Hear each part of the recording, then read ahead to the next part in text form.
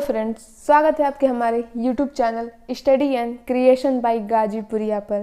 तो आज हम बात करने वाले हैं भारतीय संविधान के अनुसूचियाँ और स्रोत के बारे में, जिसमें कि आज आपके सारे डाउट इस वीडियो में क्लियर हो जाएंगे। हमने इस वीडियो में बहुत ही विस्तार से भारतीय संविधान के अनुसूचियों और स्रोत को बताया है। और अगर आपको हमारी वीडियो अच्छी लगे तो एक लाइक ज़रूर करें, और अगर आप हमारे चैनल पर नए हैं तो चैनल को सब्सक्राइब करना ना भूलें, जिससे कि आपको हमारी ज्ञानवर्धक वीडियो मिलती रहे। तो चलिए अपने वीडियो को हम स्टार्ट करते हैं। भारत, जो कि हमारा प्यारा देश है, ये 15 अगस्त 1947 को स्वतंत्र हुआ था। स्वतंत्रता के बाद दिनांक 26 जनवरी सन 1950 को भारत एक लोकतांत्रिक और गणतंत्र देश बना। इसी दिन संविधान भारत में लागू हुआ। और आपको पता है, भारतीय संविधान को 26 नवंबर 1949 को संविधान सभा द्वारा पारित कर दिया गया था, लेकिन संविधान को 26 जनवरी 1950 को पूर्ण रूप से लागू किया गया भारत में। तो आज हम यहाँ पे आपको भारतीय संविधान के अनुसूचियों और उनके स्रोत के बारे में विस्तार से इस वीडियो में बताएंगे। तो वीडियो को पूरा लास्ट तक देखेंगे बिना स्किप किए हुए। संविधान की अनुसूचियाँ, तो आपको हमने बताया पहले ही इस वीडियो में कि 26 नवंबर 1949 को संविधान सभा द्वारा पारित किया गया था भारतीय संविधान को, लेकिन ये लागू कब हुआ? 26 जनवरी 1950 को। और इसी में पॉइंट है कि लाहौर अधिवेशन के ऐतिहासिक महत्व के कारण, क्योंकि लाहौर अधिवेशन में भारतीयों ने अपनी स्वतंत्रता की तिथि 26 जनवरी को निर्धारित की। इसमें अब आप आगे देखेंगे कि संविधान निर्माण में 2 वर्ष 11 माह 18 दिन का समय लगा एवं 64 लाख रुपए खर्च हुए। अब ये बहुत पूछता है एग्जाम में कि कितना टाइम लगा था संविधान निर्माण में। तो 2 वर्ष 11 माह 18 दिन का समय लगा था और 64 लाख रुपए खर्च हुए थे। फिर इसमें अगला पॉइंट हमारा कि संविधान सभा में कुल महिलाओं की संख्या 15 थी तथा उत्तर प्रदेश में महिलाओं की संख्या 5 थी। आप ये सर्कल देख रहे हैं, ये आपका पूरा संविधान है। इसके अंदर 22 भाग हैं, भाग 22 होते हैं। भाग में अध्याय है आपके, अध्याय के अंदर अनुच्छेद, और हमारे अनुच्छेद कितने हैं? 395। अनुच्छेद के अंदर आप देखेंगे तो अनुच्छेद के अंदर खंड आता है, अनुच्छेद खंड, और पुनः उसके अंदर देखेंगे तो अनुच्छेद सब खंड आता है उसमें।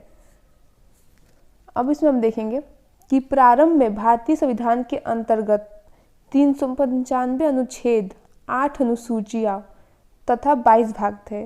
तो आप इस सर्कल में देख ही रहे थे कि हमारा संविधान है, उसके 22 भाग हैं। 22 भाग में अध्याय होते हैं, अध्याय में अनुच्छेद होते हैं, अनुच्छेद में अनुच्छेद खंड होते हैं, और अनुच्छेद खंड में अनुच्छेद सर्वखंड होते हैं। फिर नीचे लिखा है, जबकि वर्तमान भारतीय संविधान में 395 अनुच्छेद, 12 अनुसूचियाँ। आप इसे देखेंगे 12 अनुसूचियाँ वर्तमान में है, लेकिन जब संविधान बना था उस समय 8 अनुसूचियाँ थी और 22 भाग विद्यमान है। अब बात करते हैं अपने संविधान की अनुसूचियों के बारे में, भारतीय संविधान की अनुसूचियों के बारे में। तो हम आज इन अनुसूचियों को बहुत ही विस्तार से पढ़ेंगे, जिससे कि आपके एग्जाम में बहुत ही महत्वपूर्ण है ये सारे, और आज आपके डाउट भी इस पर क्लियर हो जाएंगे कि संविधान की अनुसूचियों में किस किस अनुसूची में क्या क्या है।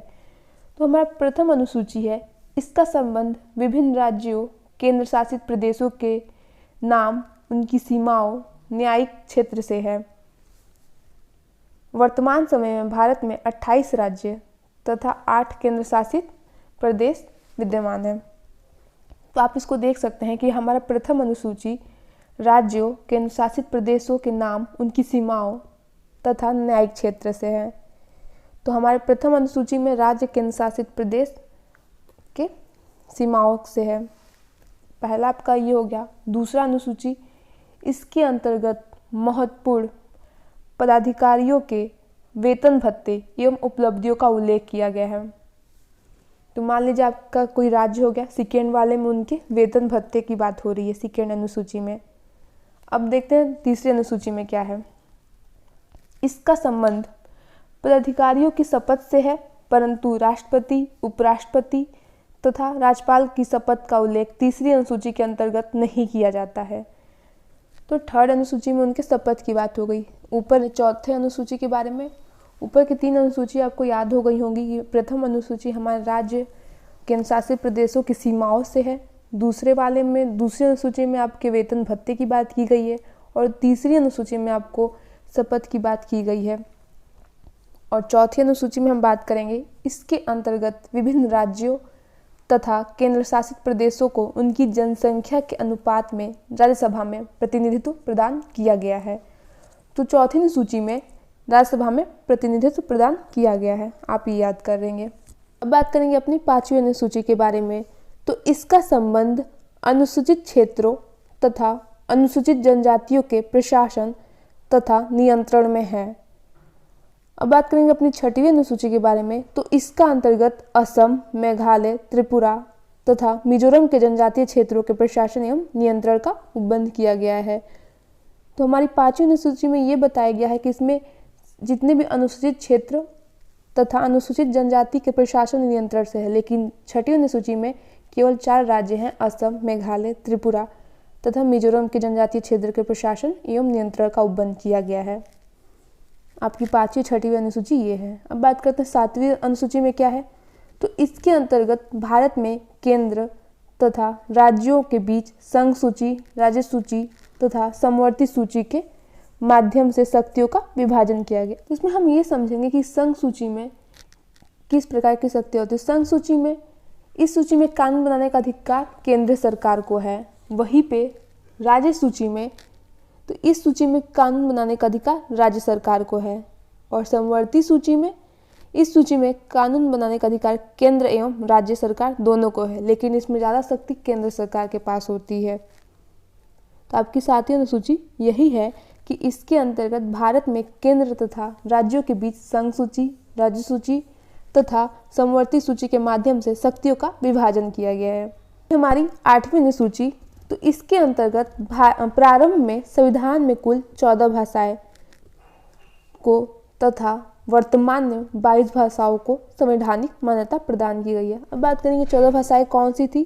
तो असमिया, बांग्ला, गुजराती, हिंदी, कन्नड़, कश्मीरी, मराठी, मलयालम, उड़िया, पंजाबी, संस्कृत, तमिल, तेलुगु, उर्दू थी, जो 14 भाषा थी।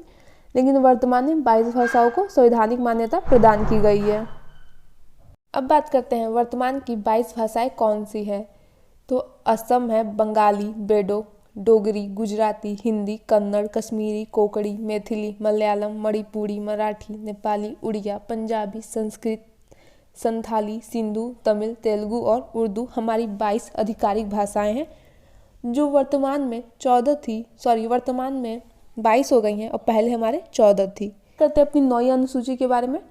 तो प्रथम संविधान संशोधन अधिनियम 1951 के माध्यम से 9वीं अनुसूची को संविधान में जोड़ा गया, जिसका संबंध भूमि सुधार तथा जमींदारी प्रथा से समारित से था। मतलब 9वीं अनुसूची आपकी भूमि सुधार तथा जमींदारी प्रथा से है। इसमें बात करते हैं हम कि प्रारंभ में यह प्रावधान किया गया था कि इसके अंतर्गत रखे गए विषयों को न्यायालय के द्वारा समीक्षा नहीं की जा सकेगी, परंतु 2007 में उच्चतम न्यायालय के द्वारा यह निर्णय दिया गया कि 24 अप्रैल 1973 के पश्चात 9वीं अनुसूची में शामिल विषयों को न्यायालय के द्वारा समीक्षा दी जा सकेगी तथा यदि वह विषय संविधान के मूल ढांचा अथवा आधारभूत ढांचे का उल्लंघन करता है तो न्यायालय के द्वारा उसे अवैध घोषित किया जा सकता है। अब बात करते हैं कि मूल ढांचा या आधारभूत ढांचा क्या है। तो संविधान के ऐसे प्रावधान जिसमें संसद संशोधन नहीं कर सकती है उसे मूल ढांचा की संज्ञा दी गई है। इसका प्रतिपादन उच्चतम न्यायालय के द्वारा 1973 में केशवानंद भारती बनाम केरल राज्यवाद में किया गया। तो आपकी 9वीं सूची यही है कि इसके अंदर भूमि सुधार तथा जमींदारी प्रथा की बात करते हैं। और पहले यह प्रावधान नहीं था कि आप इसे न्यायालय में समीक्षा नहीं कर सकते, लेकिन बाद में 2007 में उच्चतम न्यायालय के द्वारा यह निर्णय दिया गया कि 24 अप्रैल 1973 के पश्चात 9वीं अनुसूची में शामिल विषयों को न्यायालय के द्वारा समीक्षा दी जा सकती है। अब बात करते हैं हम 10वीं अनुसूची की। तो 52वें संविधान संशोधन अधिनियम 1985 के माध्यम से 10वीं अनुसूची को संविधान में जोड़ा गया, जिसका संबंध दल बदल विरोधी अधिनियम से था। मतलब हमारी 10वीं अनुसूची दल बदल विरोधी अधिनियम से है। अपनी 11वीं अनुसूची के बारे में, 11वीं अनुसूची क्या है। तो 73वें संशोधन अधिनियम 1992 के माध्यम से 11वीं अनुसूची को संविधान में जोड़ा गया है। इसके अंतर्गत भाग 9 में पंचायती राज को मान्यता प्रदान की गई है। इसमें पंचायतों को कुल 29 विषय प्रदान किए गए हैं। तो हमारी 11वीं अनुसूची है, इसमें 29 विषय प्रदान किया गया है और ये हमारे पंचायती राज्य को मान्यता प्रदान की गई है। अब बात करते हैं 12वीं अनुसूची के बारे में। तो 74वें संशोधन अधिनियम 1992 के माध्यम से 12वीं अनुसूची को संविधान में जोड़ा गया तथा नगरीय प्रशासन को मान्यता प्रदान की गई है। इसके अंतर्गत नगरीय संस्थानों को कुल 18 विषय प्रदान किए गए हैं। हम इस वीडियो में पूरी 12वीं अनुसूची के बारे में एक बार रिवीजन करेंगे, देखेंगे हमें कितनी अनुसूचियाँ याद है। तो हमारी पहली अनुसूची राज्य और केंद्र शासित प्रदेशों के सीमाओं के बारे में है। दूसरी अनुसूची में वेतन भत्ते के बारे में है और तीसरी अनुसूची में शपथ के बारे में है, परंतु राष्ट्रपति, उपराष्ट्रपति तथा राज्यपाल के शपथ का उल्लेख तीसरी अनुसूची के अंतर्गत नहीं होता है। अब बात करते हैं चौथी अनुसूची में क्या है, तो उसमें राज्यसभा में प्रतिनिधित्व प्रदान किया गया है। पांचवी अनुसूची में इसका संबंध अनुसूचित क्षेत्रों एवं अनुसूचित जनजातियों के प्रशासन एवं नियंत्रण से है। छठवीं में 4 राज्य से है, असम, मेघालय, त्रिपुरा तथा मिजोरम। इसमें 4 राज्यों के क्षेत्र के प्रशासन एवं नियंत्रण से है। 8वीं अनुसूची का इनमें संघ सूची, राज्य सूची और समवर्ती सूची के बीच शक्तियों के विभाजन के बारे में बात की गई है। 8वीं अनुसूची में आपके 22 भाषाओं के बारे में बात की गई है। 9वीं अनुसूची में भूमि सुधार तथा जमींदारी प्रथा के बारे में बात इसमें उल्लेख है और 10वीं अनुसूची में दल बदल विरोधी अधिनियम का उल्लेख किया गया है। वही बात कर लेंगे 11वीं अनुसूची के अंतर्गत पंचायती राज्य को मान्यता प्रदान दी गई है और 12वीं अनुसूची में नगरीय प्रशासन को मान्यता प्रदान की गई। हमने ये 12 अनुसूचियों के रिवीजन कर लिया है। अब चलते अपने संविधान के स्रोत के बारे में और संविधान के स्रोत में किस किस देश से क्या क्या लिया गया है उसको हम इस वीडियो में देखेंगे और रिवीजन भी करेंगे। इसमें पहला है ब्रिटेन। तो ब्रिटेन से हमारे संविधान में के स्रोत में क्या क्या लिए गए हैं, इससे संसदीय शासन प्रणाली, विधि का शासन, एकल नागरिकता, विधायी प्रक्रिया ब्रिटेन से लिया गया है। अब बात करते हैं अमेरिका से संविधान के स्रोत में क्या क्या लिया गया है। तो प्रस्तावना, मूल अधिकार, राष्ट्रपति का निर्वाचन तथा राष्ट्रपति पर महाभियोग, उपराष्ट्रपति का पद, न्यायिक पूर्वावलोकन अमेरिका से संविधान के स्रोत में लिया गया है। ये 4 पॉइंट। बात करते हैं कनाडा से क्या लिया गया संविधान के स्रोत में। तो मजबूत केंद्र के साथ संघात्मक शासन, संघ के साथ में यूनियन शब्द का प्रयोग, अवशिष्ट विषय केंद्र को प्रदान करना, राज्यपाल की नियुक्ति कनाडा से हमारे संविधान में लिया गया है। ये 4 पॉइंट। बात करते हैं आयरलैंड से हमारे भारतीय संविधान में क्या क्या लिया गया है। तो आयरलैंड से राज्य के नीति निर्देशक तत्व राष्ट्रपति के द्वारा राज्यसभा में सदस्यों मनोनीत किया जाना आयरलैंड से लिया गया हमारे भारतीय संविधान में। ये 2 पॉइंट है आयरलैंड के। अब बात करते हैं कि फ्रांस से हमारे भारतीय संविधान में क्या लिया गया है। तो गणराज्य, स्वतंत्रता, समानता तथा बंधुत्व का प्रयोग फ्रांस से लिया गया है। अब बात करते हैं दक्षिण अफ्रीका से हमारे भारतीय संविधान में क्या लिया गया है। तो संविधान संशोधन की प्रक्रिया दक्षिण अफ्रीका से लिया गया है। अब बात करते हैं ऑस्ट्रेलिया से। तो ऑस्ट्रेलिया से समवर्ती सूची, प्रस्तावना की भाषा शैली हमारे संविधान में लिया गया है। जर्मनी से आपातकाल के दौरान मूल अधिकारों का निलंबन हमारे भारतीय संविधान में लिया गया है जर्मनी से। और सोवियत से मूल कर्तव्य हमारे भारतीय संविधान में लिया गया। हमें आशा है कि आपको हमारे वीडियो से आपके सारे टॉपिक क्लियर हो गई होंगी। आप इनके नोट्स बना के अपने डाउट को क्लियर कर सकते हैं।